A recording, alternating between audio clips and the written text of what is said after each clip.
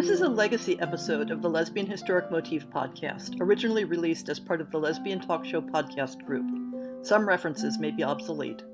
The show looks at lesbian-relevant themes in history and literature, has interviews and discussions about current historical fiction with queer female characters, including fantastic versions of the past, and presents new original historical fiction for your enjoyment.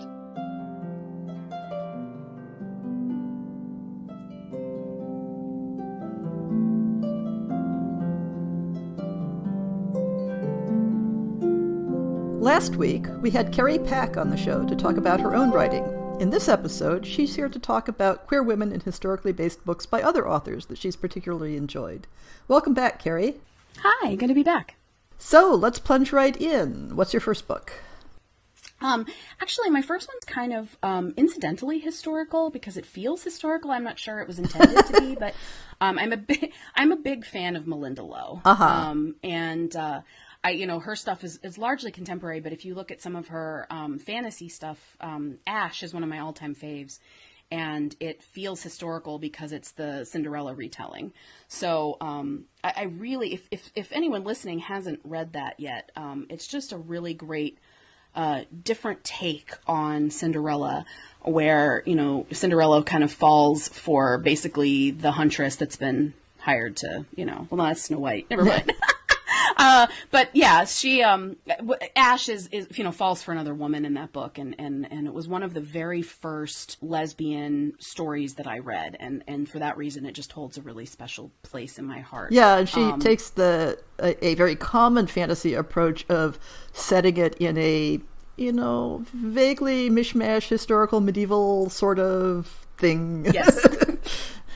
Yeah, absolutely. I read that when it first came out. It's fabulous. There's another one I'm really looking forward to that doesn't come out until November 13th, but it is Robin Tolley, who is a very well-known lesbian YA author. And she previously, I think her previous historical was Lies We Tell Ourselves, takes place in the 1950s. Mm-hmm. But she's got a new one coming out in November called Pulp. And I'm really interested in it because, like with Girls on the Side, it's very much rooted in some literary history of queer culture. But this, it's kind of a half and half. So it's half contemporary, half historical, where one of her point of view characters is in the past. Uh-huh. So I'm really looking forward to that. But obviously I haven't read it yet because it doesn't come out until November. So is it more of a parallel story, or is it an actual time slip with consciousness going back and forth, or? The way that I read it is that it's kind of, they're both dealing with, it kind of reminded me of, what's the one where, like, they're reading letters from... what, Lake House or something like that, or... Yeah. But I don't think it's got that supernatural kind of element. It might be a little more kind of like Julie and Julia, where she's like inspired by reading this writing of parallel lives. Yeah, I think it is. Mm-hmm. Yeah, that works really nicely as a way of doing the compare and contrast thing. Yeah, it's about a character in the 1950s who's gay or who's queer.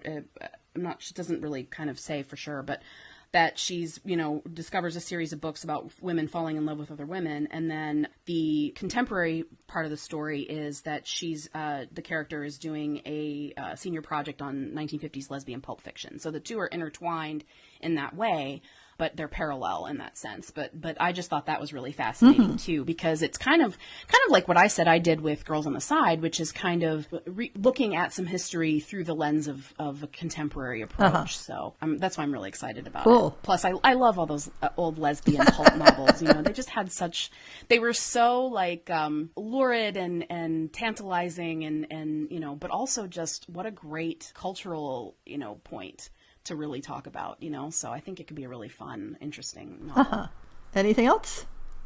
That's kind of it. I still, I have immense guilt that I had a friend recommend to me Tipping the Velvet many, many times, and I still have it on my Kindle and have not read it.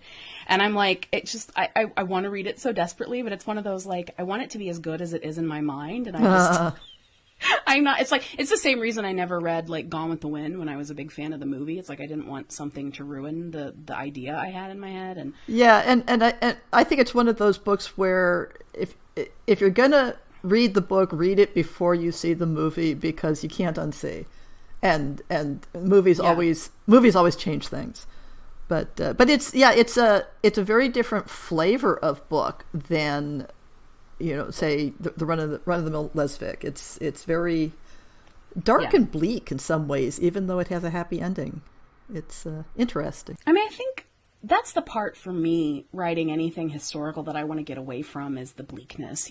I feel like we've had so much bleakness, and there's a place for that, and there's a place for telling those authentic struggles. But I want some happy stuff, and I want to write some happy stuff. So I think that's where my writing will probably go next, and where my reading is really focused too. So hopefully there's more of that stuff coming out. And I think one of the things that's unfair is people say, oh, well, life was horrible in history for queer people. But, life was horrible in history for 99.9% of people. So if we're going to allow ourselves to write happy endings for straight characters all throughout history, then we should have the same right to completely ignore the historical awfulness and write happy stories for queer people in history.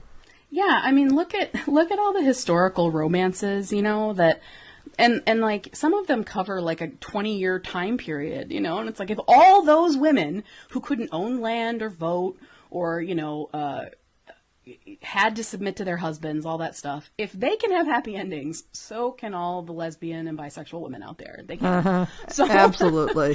Come on. So I'll put links to the books you mentioned in the show notes, and thank you so much for coming on the show to share your favorite books with us. Thank you.